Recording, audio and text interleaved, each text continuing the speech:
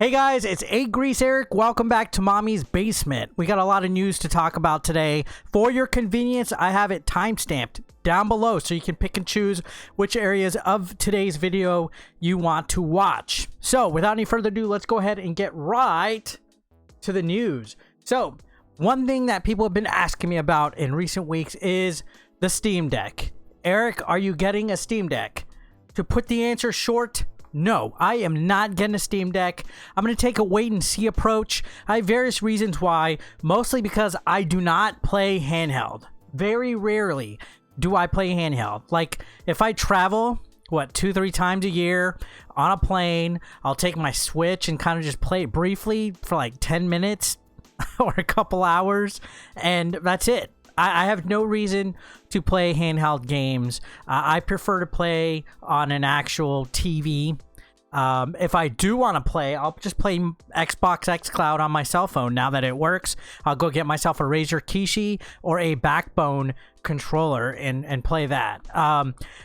As far as the Steam goes, I have my reservations for it. It's a little bit out of my price range for what I would want, but also I'm taking a wait and see approach on it. I know there's a lot of people, more particular, to be exact, Neil, who's in my chat all the time, my live stream chats, he's very excited about it. For me, I don't know.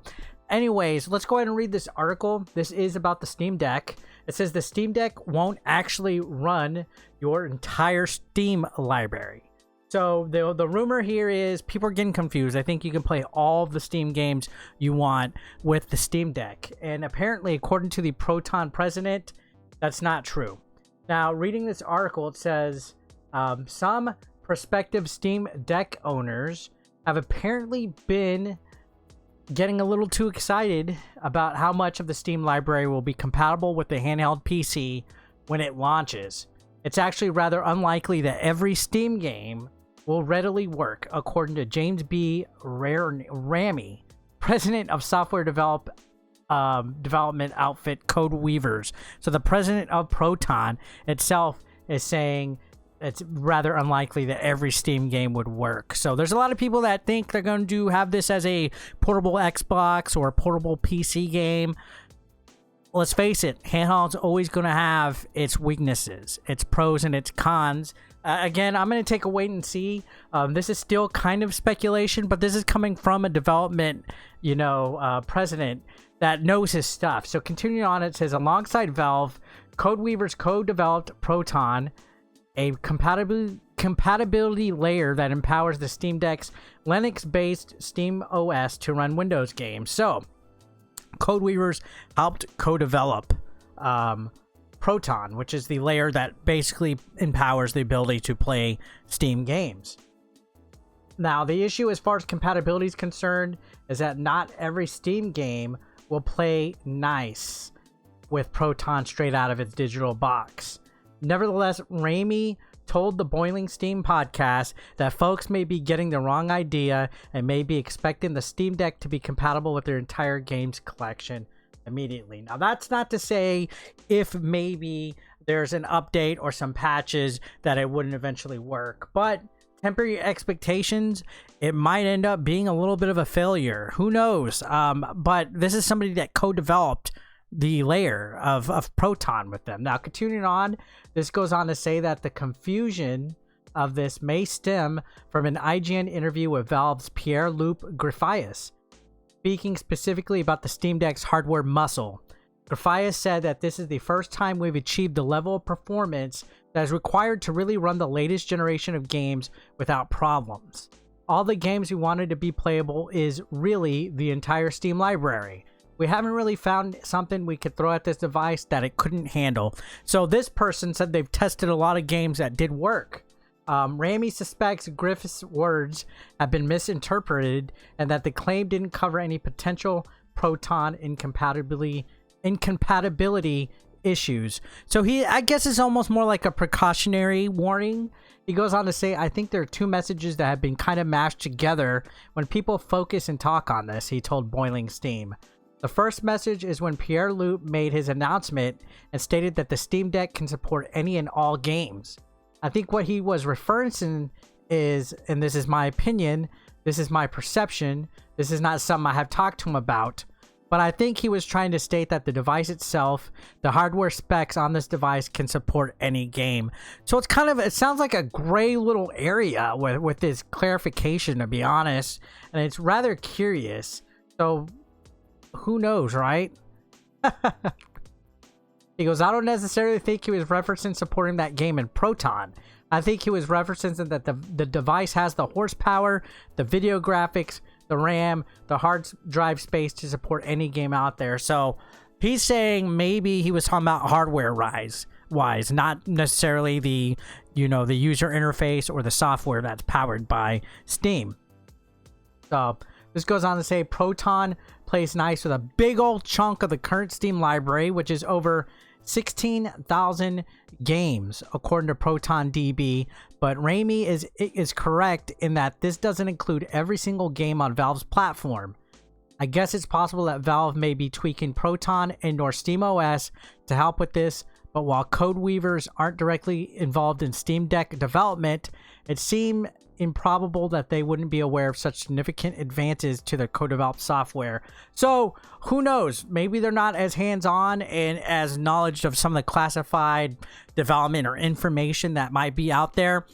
But I found this article interesting enough to some of you guys out there that got the Steam Deck. I need a more wait and see approach to it again. I want to see it in action. I want to see just how much you could really install on it and see how good it runs and how compatible it is with a lot of different softwares and stuff. Again, the idea is really cool. I think it's neat and everything, but the main driving point for me to not get it is that I do not play handheld quite enough to get one of these suckers. So I'm gonna hold off and just wait and see how it goes. Now, our next article, we're gonna be talking about Call of Duty Vanguard. There was a multiplayer reveal, and here is an article that states everything announced at the Call of Duty Vanguard multiplayer review. I'm pretty stoked for this game. I know there's been a lot of people that are kind of like meh with the World War II theme and everything like that with this game. For me, I had a blast with Cold War. But I'm looking forward to the next one. I thought Cold War was really well developed, and I think this one's going to be just as fun. Now, this says Call of Duty Vanguard's multiplayer reveal is at last here, and Sledgehammer has made some exciting declarations for the players. I cannot talk. Let me take a sip of water, guys. Hashtag water hype, please.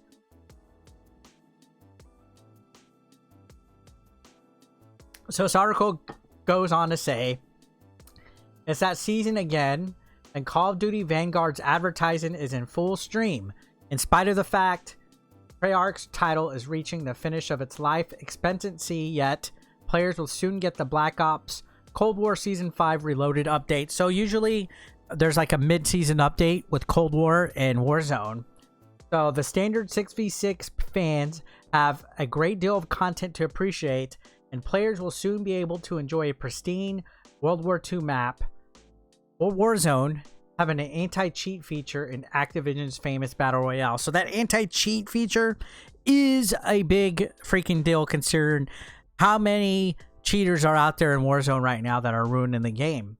Now this goes on to say, all things considered, Call of Duty Vanguard will release with a crazy measure of multiplayer content, and despite the fact that fans of World War II need War Mode to return, yet it seems as though players will have a lot of different elements to enjoy. So here's the details. We got the Call of Duty Vanguard map revealed, and it says it features 20 maps at launch with 16 for core multiplayer.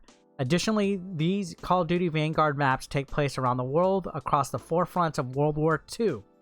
So we got Hotel Royale, Gavatu, Red Star, Champions Hill, and Eagle's Nest. So Champions Hill was the alpha that was on the alpha test that was on PlayStation 5 just the other week. Players are in for a treat if they are major Warzone fans, as the Vanguard multiplayer reveal trailer has revealed a new Battle Royale arena. At the finish of the high-powered trailer, players got a sneak preview at an intriguing new area, which is likely the replacement for Verdansk. The brand new Warzone map has been confirmed, which will be featured in the Pacific. So if you look at this, it says new HD images of the new Warzone map. The top of the mountain will shine with glints of hell on release. So here's a Couple of photos right here. The mountain that is specifically being mentioned. And then, ooh, that looks nice. I actually like that. I like that. Anyways, continuing on. This, other than the Warzone fans, World at War players will also be happy with the reveal, as both Castle and Dome maps from World at War are also coming back. So some old school maps. The devs said there'll be maps coming to the full game that are love letters to those who enjoyed Call of Duty World at War. Returning from that era are Castle and Dome, which will receive changes through reactive environments. And it also goes on to say that they will have dynamic weather, things like that. Now look at some of the modes. We got Vanguard Patrol. We got Vanguard Team Deathmatch. Champions Hill. So Champions Hill, again, is the one that everybody got to try out for the alpha. There's Domination. Kill Confirmed. And there's a progression system. So you can level up Operator XP, Regular XP, Weapon XP, Battle Pass XP, and Clan XP. So lots of reveals here. You got kill streaks, you know, details of kill streaks. There's perks, lots of different things. Looking forward, we are inching our way closer to the release of Vanguard. Let me know your thoughts in the comment section down below, guys. If you are stoked for the Vanguard release, I know I am personally. I will be streaming it. I will be playing it. I will be checking it out nonstop. Probably like as much as I have with Cold War already. I've never been a big Call of Duty guy until Cold War. I guess the Battle Pass, buying it has definitely helped in regards to that. Now, let's go ahead and talk about some Mass Effect 5 news, because people wanted to know that. Well, according to this article, Mass Effect 5 development reportedly won't begin in full until 2023. So we got 2 years or a year and a half, whichever way you look at it. BioWare could be looking for new hardware to match its visual expectations. Now, I know the Mass Effect series is absolutely beloved. Lots of people are huge fans of it. I tried the Mass Effect trilogy remastered. I don't know, man. I just couldn't get into it. I need to play it a little bit more. But continuing on, this is Mass Effect 5 could be developed in Unreal Engine 5. But development on the game is reportedly not set to start in full until 2023. There's a new EA job listing. This is via VentureBeat. That says BioWare is looking for a technical director for Mass Effect 5 who has experience in Unreal Engine 4 Plus, suggesting that the studio is considering utilizing the new engine for its upcoming project. So they're looking for somebody, a technical director. So they have a hiring listing date out there. The first 3 Mass Effect games were built in Unreal Engine, but after BioWare's acquisition by EA, the studio moved to the Frostbite engine, which had been built by DICE and has been used for FIFA, Madden, and Star Wars Battlefront titles. Now, BioWare's Mass Effect Andromeda, Dragon Age, Inquisition, and Anthem were all built with Frostbite, but VentureBeat's Jeff Grubb states that everything is on the table when it comes to tech for new Mass Effect. So again, another rumor from Jeff Grubb. So in a series of tweets, he says that EA and BioWare are really considering all possibilities for Mass Effect 5 and that the developer wants to embrace next-gen visual tech. By 2023, when Grubb suggests development on the next Mass Effect game will start in full, the in-house Frostbite engine won't be able to keep up with those visual demands. So they're saying tech is going to be obsolete by then, that they're going to wait till the next thing. So it might be some time. Mass Effect series are always huge releases that are very graphics intensive and everything like that. So this goes on to talk a little bit about Dragon Age 4, which is also reportedly targeting a 2023 release made in Frostbite engine. A development on Mass Effect 5 isn't set to begin in earnest until after the game launches. We may not get to see that title until 2025 at the earliest. So Dragon Age 4 might be pushed back as well. So that was just a quick update on a rumor from Mass Effect 5. Again, I know some of you guys are waiting and you're excited for it and stuff like that. We'll just have to wait and see what happens. Now, continuing on, we have an update on Naughty Dog, which is a beloved developer of games. Probably one of the biggest AAA developers out there, bar none. Now, this is an article from Game Rant that is confirming or basically speculating based on some job listings that are popping up that Naughty Dog is working on multiple AAA games.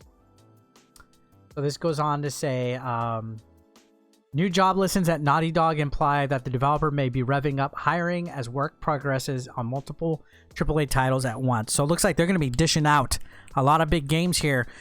The drip feed of, the pandemic with games coming out slow is starting to come to an end, and developers want to bring these games out.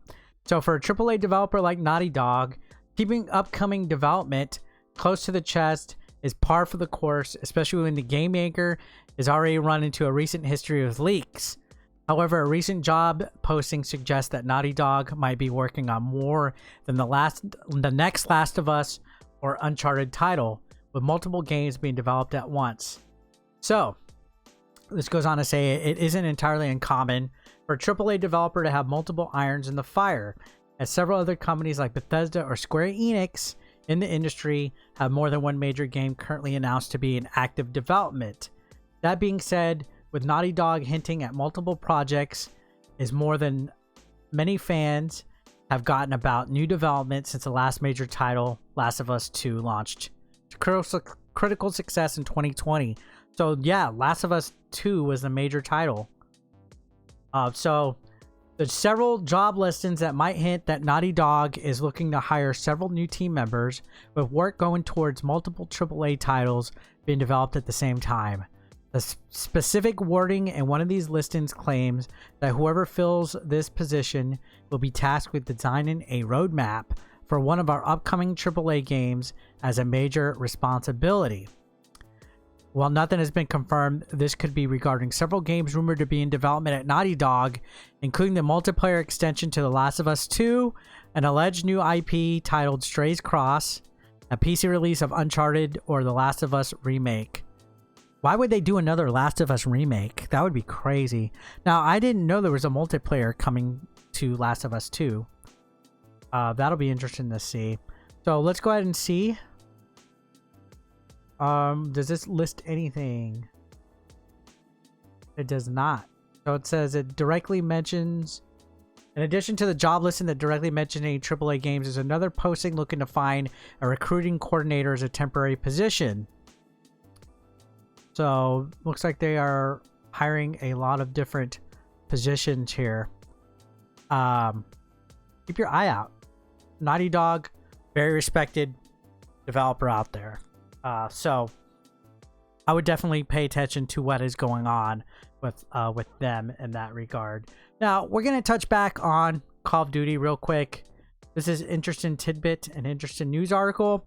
It's in regards to rumored numbers of how much they make per a day, and if this is true, they are making serious bank, and they're gonna keep with Warzone forever. So Call of Duty Warzone reportedly makes 5.2 million in revenue per day.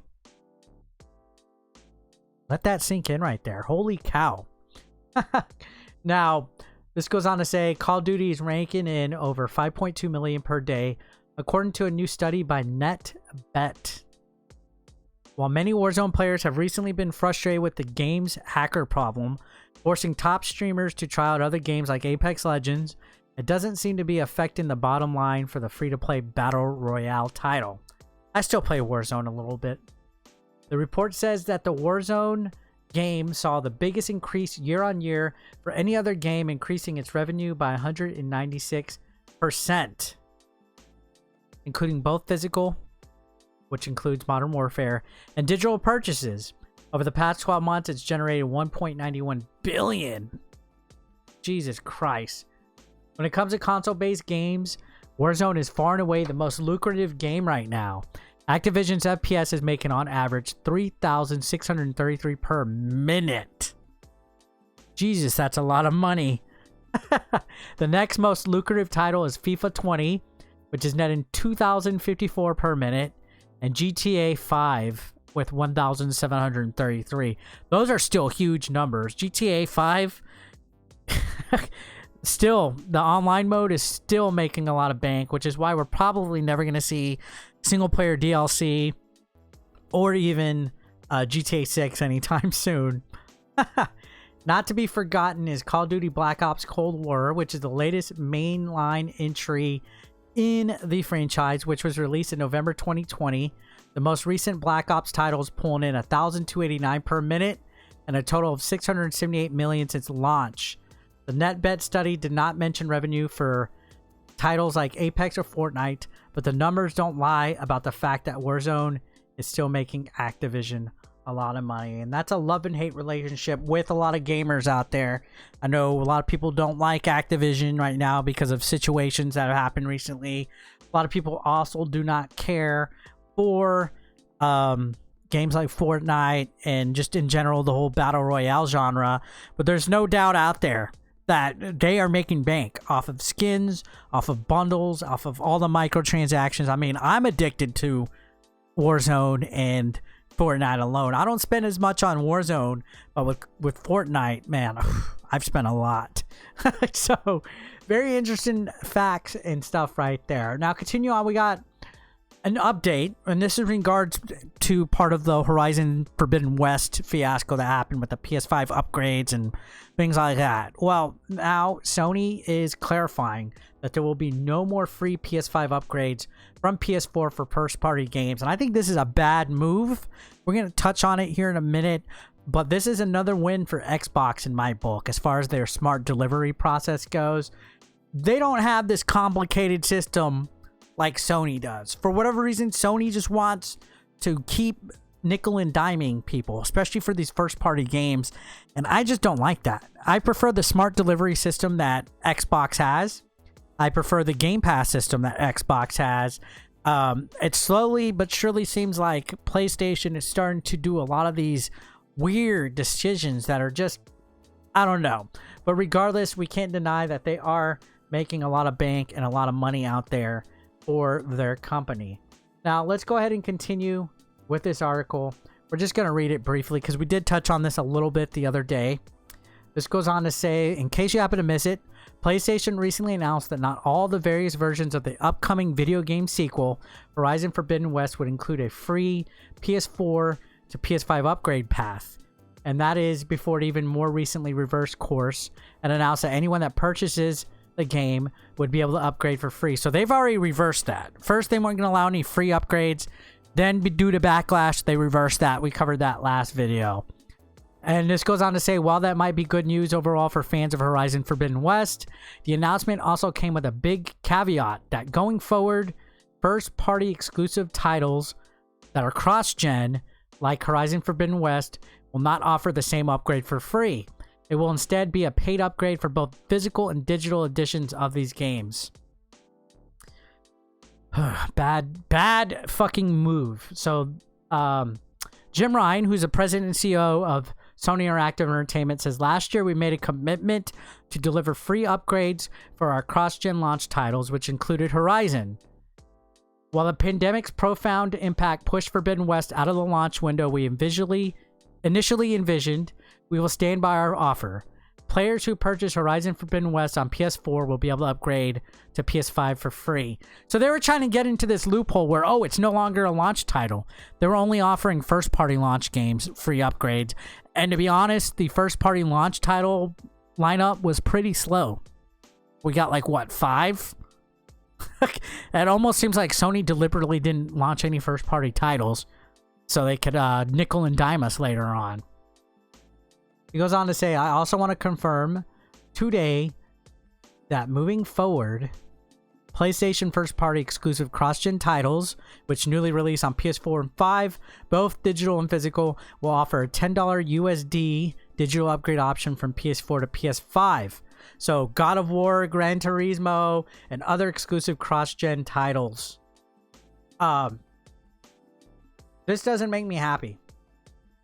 I feel that Sony is literally becoming more and more anti-consumer as time progresses, especially this console generation. And I know there's going to be people out there that are watching this that get mad and defend Sony with all their heart, and that's fine. But let's face the facts here. They are definitely doing some things that are a little scumbaggy, at least in my opinion. that $10 extra upcharge, I don't know. I see, yeah, okay, support the developers, support the game companies, but when you have Xbox over here making more consumer-friendly decisions, I'm going to go with them. It's kind of scummy what they were trying to do with Horizon Forbidden West. I know people are going to give Sony more backlash. The next game that comes out that's a first-party cross-gen, they're still going to give Sony backlash. Let's see if Sony agrees and reverses this again and changes their mind, or let's see if they stick to their guns. This could end up being a messy situation for them. I know some of you guys, it doesn't bother them very much, but I know during my streams, a lot of people were very upset at the time with the Horizon Forbidden West situation. Now, continuing on, we got a quick Xbox Series X update. They released a new controller that has an upgrade. So there's a new Xbox Series X and Series S controller releasing today, and it comes with a perceptible upgrade that you may want to know about if you're in the market for a new controller. So it's dubbed the Aqua Shift Special Edition, and it's at a standard $69.99 price point, and it's identical to, here's a Series X controller, but it comes with rubberized grips.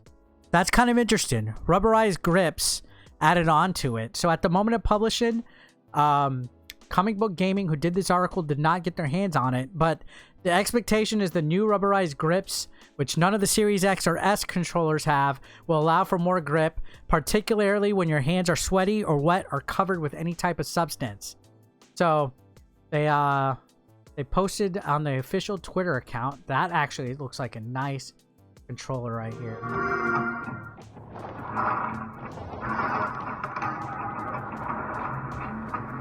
Look at that. I could get behind that. Sorry if there was an echo right there. My volume was really loud, and I don't know if the mic picked up both the desktop and the volume. Aqua Shift Special Edition. Very nice. How much? So they said get surreal with the Xbox wireless controller Aqua Shift Special Edition, featuring a color shifting blue shimmer and swirl grips. Reads an official product pitch. Stay on target with a hybrid D-pad and textured grip on the triggers, bumpers, and back case. Seamlessly capture and share content with a dedicated share button. Quickly pair with, play on, and switch between devices, including the Series XS, Xbox One, Windows 10 PC, and mobile. So, pretty nice. Now, I think that's interesting that they decided to do rubber grips with this new special edition. I might have to go out and try to get this and find out for myself just how much, difference these rubber grips make. I like the Series X and S controller. It's pretty close to the other Xbox controllers and stuff. There's this button here in the middle, though, and they made it a little bit more flatter. But for the most part, the layout is pretty much the same. I like how fucking solid it feels, too. I just like the Xbox controller in general. I don't know. Now, real quick, before we get to the next news article, let's do a special unboxing. I have an unboxing that we're going to do, and this is from Premium Edition Games. I'm going to leave a link down below in the description for you guys to check this out.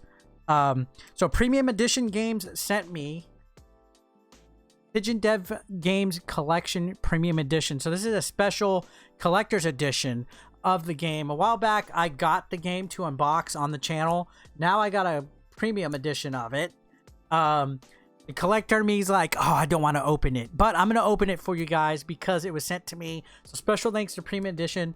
They also sent me the retro upgrade for Super Blood Hockey, which I got the Switch version a couple months again as well. This turns it into more of like a an NES box. So it comes with an original soundtrack, a box, and I believe a manual. So we have a couple things right here to unbox and check out. So here we go. Let's open it. I think Premium Edition is pretty legit because they do great illustrations.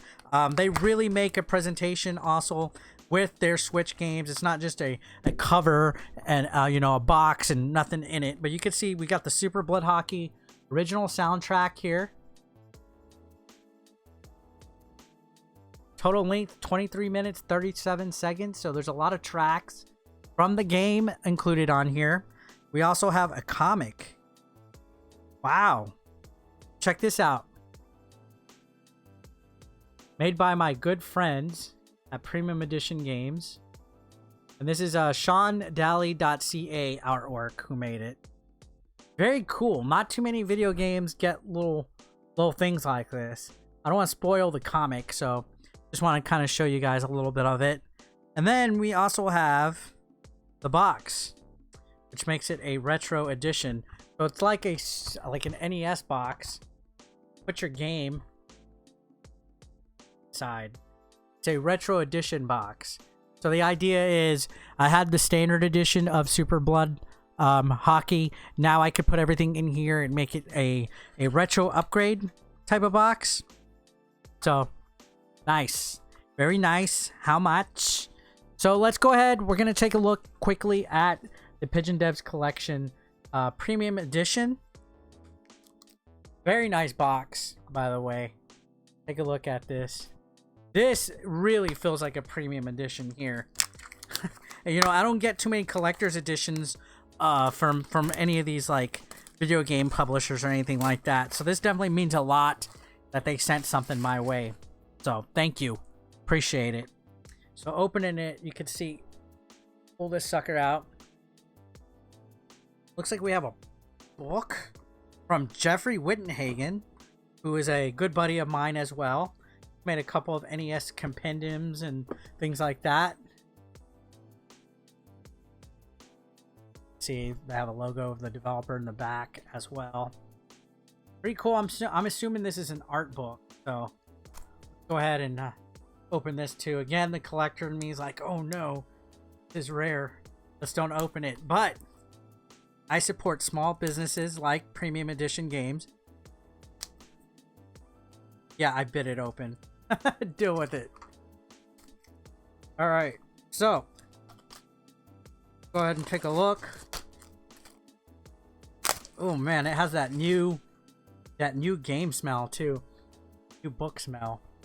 I like it. It has the golden, like a Bible. Has the golden premium. Oh, it's a guide. It's a video game guide. It's like a strategy guide.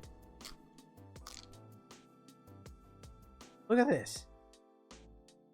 So the premium edition of Pigeon Game Dev Games came with a strategy guide. It's fully colored. Look at this. Fully colored, lots of maps and everything in the inside. Wow. You don't see this very often anymore. A collector's edition that comes with a strategy guide in a big container. Sign me the fuck up. So here's the game. The box. It almost looks like a Neo Geo box. Wow, look at that. So Pigeon Dev Games Collection comes with a lot of different things. Oh wow, look, we got a little pin as well. Side. Looks like we got the original soundtrack for Pigeon Dev Games Collection soundtrack as well. And got a nice new box. Retro styled look to it. This is legit. So I do have a standard edition of this. But we're going to open this as well. Take a look.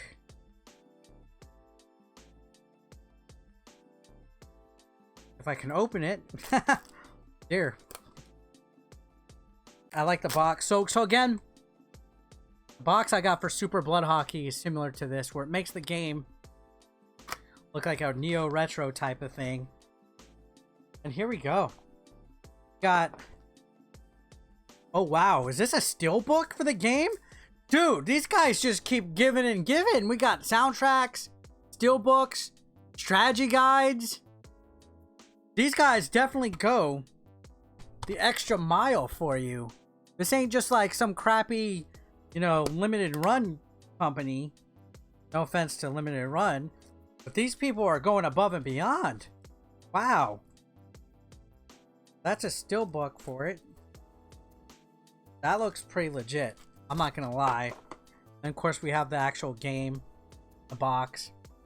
That looks similar to the original one that I had. I'm not going to open that one though. I already have the other one. But yeah, pretty freaking sweet. Thank you to Premium Edition Games.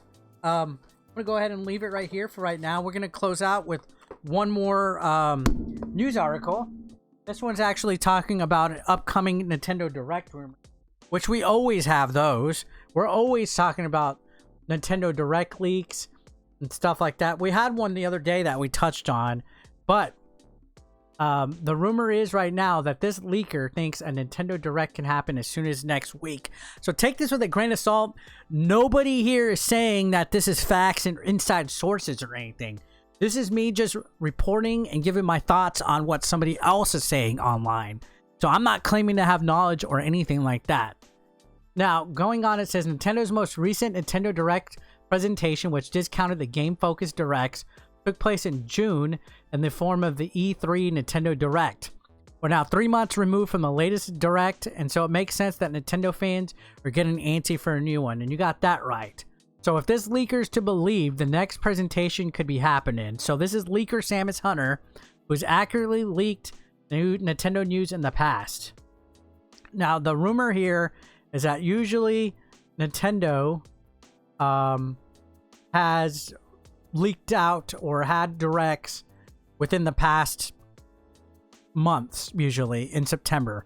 September is usually a direct month. So this is rumored to take place sometimes next week after the launch of WarioWare, which comes out on the 10th. So here we go. This goes on that they believe the final Smash character will be revealed and things like that. So here's some tweets. Go ahead and read them. So here's some answers to many questions you asked me a few days ago. 10 topics. So direct airing. So after the Wario launch, the 8th and 9th is still possible, but they expect the week after.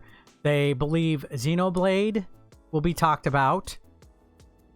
They said they reported the game existence and development status since early 21 in June and July. Recordings are wrapping up.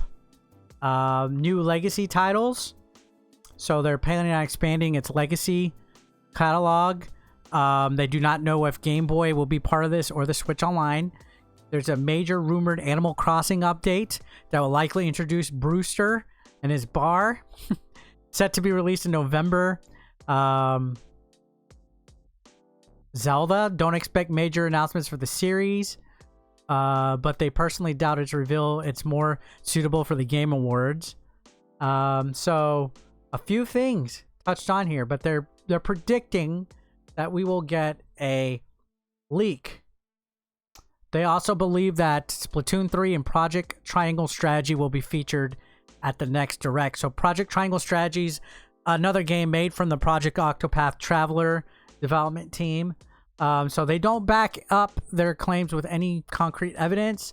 So it's best to take this information with a grain of salt.